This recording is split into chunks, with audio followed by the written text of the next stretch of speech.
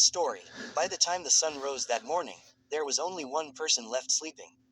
Of course, this was Luffy. The rest ran around frantically, excited to explore the first land mass they had come across in almost a week. The crew had already eaten, taking advantage of their captain's state. Sanji was dutifully preparing a meal for his captain. Nami was scanning the horizon, shouting instructions back to Usopp. Zoro was, like usual, doing his own thing, slowly pulling the warmer clothes up out of the cabins and getting the ropes ready to tie up the sails. Just before the crew reached the island, a yawning, hangry Luffy emerged from the cabin, stretching his arms before reaching a certain point and retracting his hands with a wince and grunt of pain. Nami watched him with concern as he entered the kitchen. Nami, Usopp bellowed. Unsure of where to go, Nami snapped back into focus and shrieked as she saw how close they had gotten to the cliff. Zoro rushed over to help Usopp with the rudder. The Mary scarcely avoided the cliff and followed the bank around to a small beach. They anchored the boat and all jumped into the dinghy, yelling out for their captain to hurry up. A much happier-looking Luffy emerged from the kitchen, followed by Sanji, who was carrying everyone's lunches in the bags he had carefully slung over his shoulders. The small boat dipped further into the water as all six of the crew piled in. Zoro and Sanji each took a paddle and made their way onto the beach. They docked and dismounted the small vessel, and Zoro picked it up and carried it up the beach where the tide wouldn't be able to get to it. He dumped it on the bank and dusted his hands off. Nami stayed near her captain, well aware of his swaying. She offered him her shoulder, which he accepted with a grin, leaning onto her. The six of them followed Zoro off down a small, thin path. It only took a few minutes for the swordsman to get himself separated from the rest of the crew. The others decided there was no use trying to find each other, and instead agreed that if any of them got split up, they just needed to find their way back to that beach. Knowing this, Nami zoned out, tired from restless nights she spent worrying about her idiot captain. Before she knew what was happening, her eyelids began to droop. She felt Luffy stop and she looked around.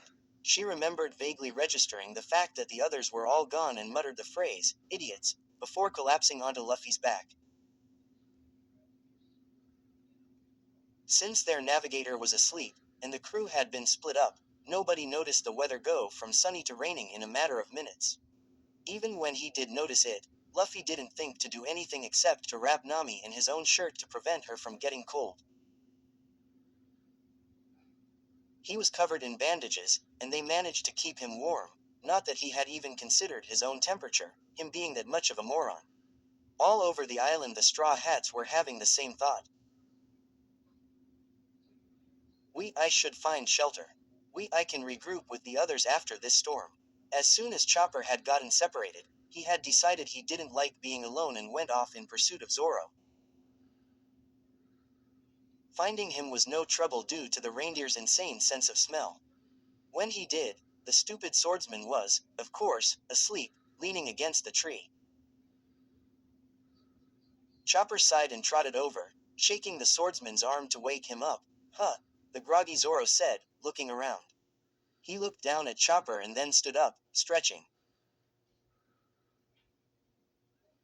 It was only now that he noticed the rain. "When did this start?" he asked, still groggy. "Not important," Chopper squeaked, dismissing him. "We've got to go find cover. This looks like a big one. 1 minute it was sunny, and then this,"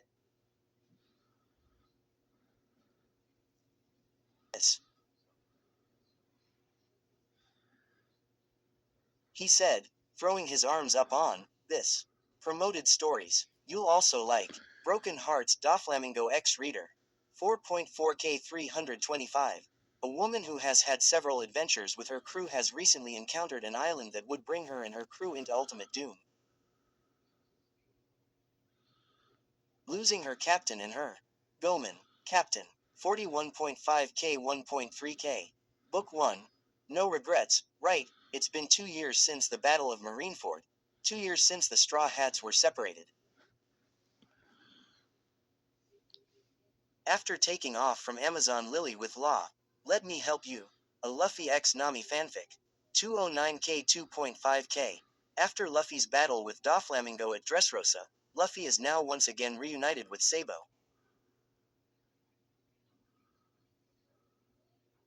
Reuniting with Sabo somehow made Luffy remember about Ace and Hadarioke. Isaac the Sky Boy. 2.8k 79. Open HoloLens bracket Roronoa Zoro X self-insert OC, One Piece Netflix adaptation, close HoloLens bracket, an alternate version of Enquat, the Isekod Pirate Enquat, based on the One Piece live action. Mysterious Girl on the Straw Hat Ship 1. 6.1k 335. YN, a kind, lovely and beautiful girl who died while saving puppy god Transmigrat into world of pirates. She also have unique power, as long as she wish any anime power. One Piece. The alternative revision. 1.1k 30. The story will be changed but in future. Still the storyline same just bit change since there will be character insert into the story changing the timeline disclaimer. Wine for Your Sake Zoro XOC. 50.9k 2k. The renowned bounty hunter Driscollgrove Juniper lived a life of luxury. The luxury of picking her prey. The luxury of going home with a fat stack of cash while a pirate W. Zoro yawned and scooped the reindeer up, placing him on his shoulders before taking off in search of shelter. After a few minutes, Chopper noticed the smell of smoke, and the two of them took off towards what they hoped was a town. Sanji had been wandering around for a while when the thought of shelter occurred to him. Knowing he was completely lost, he let his gut instincts take over and zoned out. A while later he came to a clearing that vaguely resembled a road, and decided to follow it. The path opened out further along the field, turning into something that looked much more well used. Briefly, he wondered where Nami was. He smiled as he thought of how pleased she would be if he came in and saved her from the clutches of a horrible storm. Using this thought as fuel, he took off in the direction of the town. Usopp had come across the road much earlier to the others. He had stayed on the track from the beginning, something he thought would have been common sense, but apparently not. According to the villagers, the town he was in was the only one on the entire island. Knowing this, Usopp had chosen to stay. He told the villagers that he would have loved to go out in the storm to save his friends, but it made more sense for him to stay put and let them come to him. In reality, he was just glad an excuse came up. Sure enough, some time after the rain had started, Sanji showed up. Sanji! Usopp yelled, throwing an arm around his sopping wet companion, who completely ignored him, shoving his hands in his pockets and looking around frantically. Where's Nami Swan? He asked, lighting another cigarette.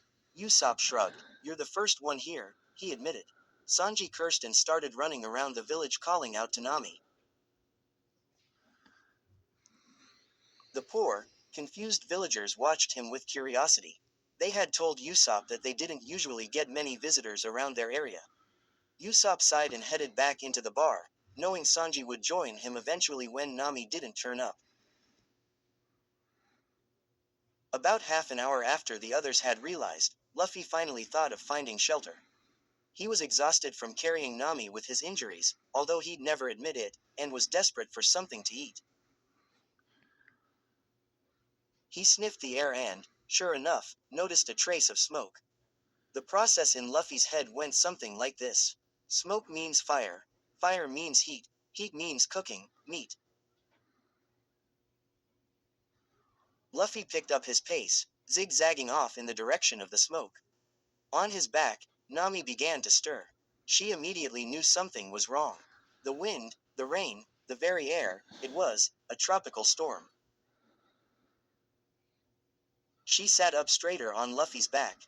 The captain noticed that Nami was awake and grinned back at her. Gee, mornin', he said, not having enough energy to form his words properly. Nami noticed how his breath rattled painfully and raised a hand to his cheek, which was warmer than usual. She noticed how pale her captain was and then the speed they were moving at. Not healthy. Luffy, you should slow down, she said, not taking her eyes off him. You're not well. He just shook his head, focused on the direction he was headed. No can do, navigator. I smell smoke. Nami, knowing that this meant he was after something to eat and therefore could not be swayed, gave up and rested her head on her captain's shoulder. Both of them went slightly redder, but said nothing. After a few minutes, Luffy started to slow down, his breaths becoming more and more shallow. Luffy. Nami started, but the captain shook his head. I gotta get you to shelter. He rasped between his heavy panting. Nami's eyes widened in shock. Had his concern for her really just surpassed his desire for food? Not possible. It was only now that she realized how warm she was. She noticed Luffy's shirt and coat draped over her shoulder, and then her captain's bare torso. His partially bloodied bandages were soaked through. Before Nami could protest any further, the forest suddenly gave way to a small village. Nami heard Sanji calling out desperately, looking for her. As Luffy stumbled on, she noticed Usopp's voice. Quit it, Sanji. He was saying. She's probably still with Luffy anyway, she'll be fine. If you stay out in the rain any longer, you get sick. The next voice she noticed was Chopper's. Usopp, Sanji, hurry up and come inside, you'll catch a cold. See, came Usopp's reply, directed at Sanji. Luffy rounded a corner and came to a stop, the others finally in view. Chopper's head was sticking out from the door to what looked like a pub. Sanji and Usopp were in the middle of the street. Sanji noticed Nami and Luffy standing in the rain, swaying. He ran over to Nami, scolding Luffy for letting her get wet. Nami brushed him off as she slid from her captain's back. Luffy swayed a little longer before Nami put an arm around him and allowed him to lean onto her. The two of them continued forwards with Sanji fussing about behind them. Usopp ran over to the door to the pub and pulled it open, knocking Chopper over. The little reindeer glared up at Usopp, dusting himself off. The two of them disappeared inside, leaving the door open for the others. Nami led Luffy in and sat him down in a chair beside Zoro, who sat up, concerned. What did he do this time? He said in a tone that was meant to sound carefree but was laced with concern for his friend. Nami dropped down in the seat on the other side of Luffy, who was now asleep, and peeled his jacket and shirt off of her back, shivering. I fell asleep and he carried me here in the rain, she explained. Plus he's super hungry. Upon hearing that, Luffy woke up. Huh, meat, he said, looking around. Nami and Zoro exchanged a look that turned into a grin. Usopp strode up to the bar and called. It is I, Captain Usopp, brave warrior of the sea, he called. Me and my brave crew haven't eaten in days. Please may we have something to eat. If you don't feed us my 100,000 men will come to my rescue and completely rob your entire village dry. The barkeeper stood up from the ground, yawning. She had a bandana over one eye and was short and stubby. She flicked her hair and let her messy ponytail flick the flies out of her face. She looked to be in her 60s, with any missing teeth and warts. She looked like a witch. She squinted up at Usopp before turning to her left and yelling. Nia, get out here. We have guests. There was a crash and a beautiful young girl appeared. She looked at Usopp and gasped, bowing. Sanji was there in an instant, blood spilling from his nose. Fair maiden, he gasped, do not bow to us. He started a cheesy speech declaring his love for the woman on the other side of the bar, who looked concerned. Nami appeared behind him and brought her fist down over his head. Sanji dropped to the ground, glaring at Nami as he scuttled back to the table where he sulked. Sorry about that, Nami said, laughing awkwardly. The girl in the bar looked relieved, but laughed. Haha, it's fine. What can I do for you? Before Nami could ask for a menu, Luffy bellowed. Give USMEEAAAATTTTT. The girl looked taken aback, sticking her head out of the bar to see just how many of these newcomers there were. She saw Luffy and Zoro and gasped, hurriedly turning to the lady in the bar and whispering something in her ear. The lady just shrugged. The girl returned her attention to Nami, looking much more reserved, scared even. Would you like us to cook you some meat? Nami nodded, smiling.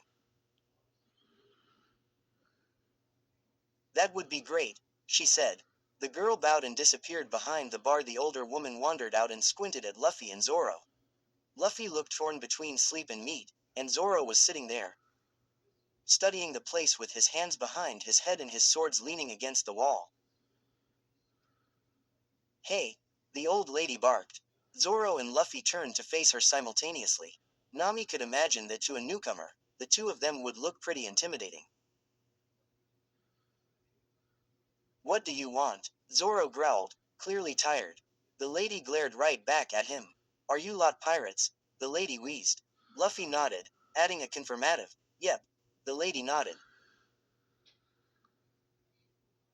My daughter seems to think you're the Straw Hat Pirates, she added. Again, Luffy nodded. That's us. Sanji gaped up at the old lady. Wait, you mean to tell me that that beautiful woman was your daughter? He said, astounded. The lady turned her squint to him. What if she is? She challenged. Sanji opened his mouth to retaliate, but caught the glares of his crew mates and closed it again.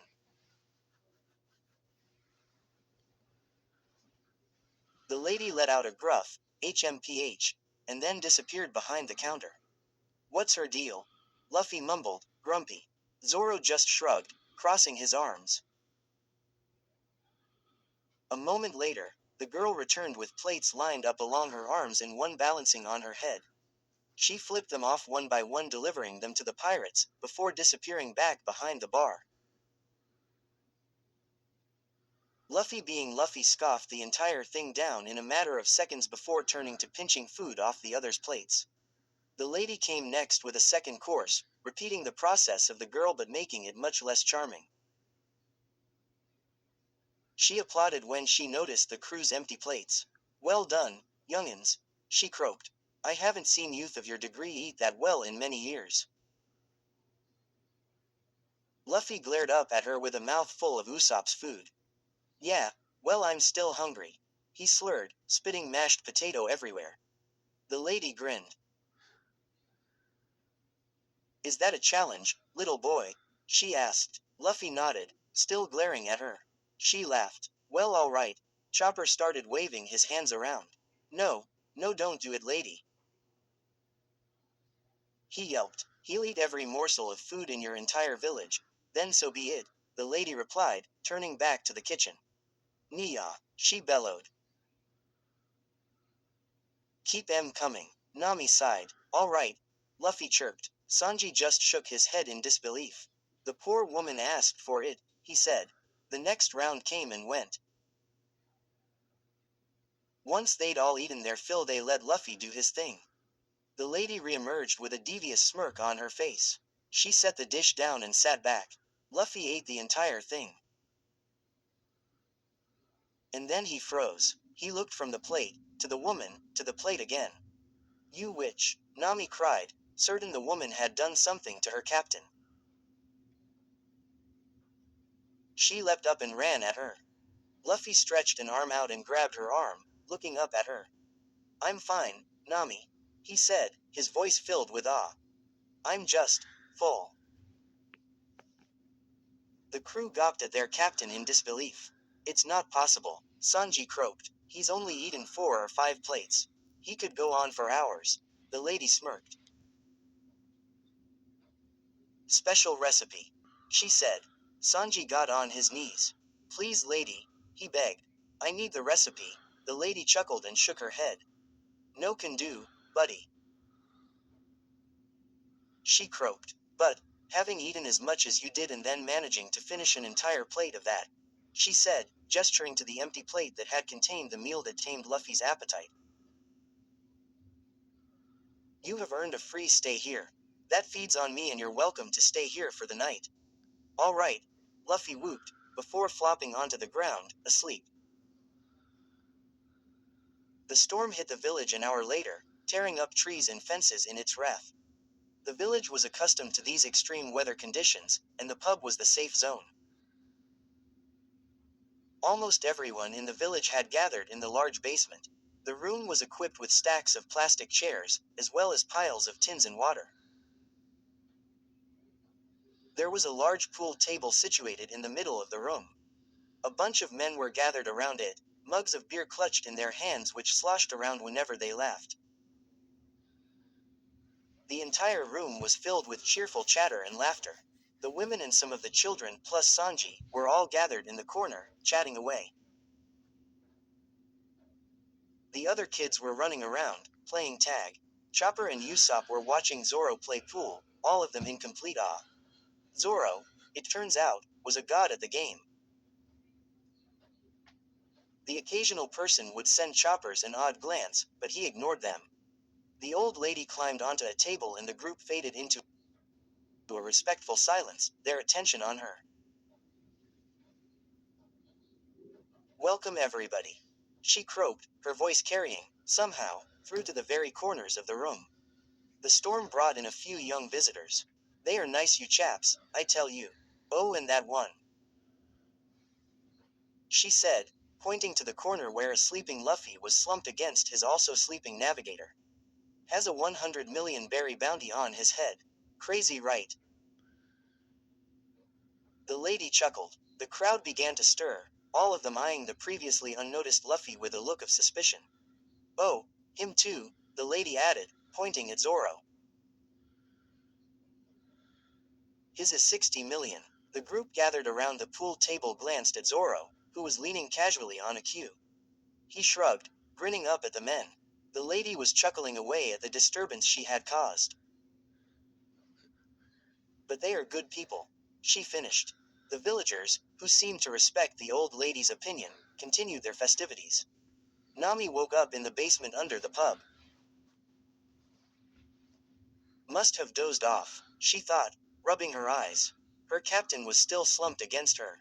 She noticed a few kids muttering away glancing at them. She smiled at them and they looked at her, shy. One of them, who seemed to be the leader, looked at the others and then puffed his chest up, marching over to her. She sat where she was, watching them approach with a smile. Hey missus, the boy asked, trying to seem cool. She chuckled. Yeah, why's that guy all bandaged up? He asked, pointing at Luffy. Nami's eyes widened in surprise, and then softened as she looked down at her captain. Have you guys heard of Alubarna? She asked them. One of them stepped forwards. Oh, yeah, my uncle lives there. The others all nodded as well. There was a war there recently, right missus? The boy said. Yeah. Nami confirmed. How much do you know? The boy began to explain his understanding. He knew that the rebel army and royal army had a fight and that the entire thing had been a setup.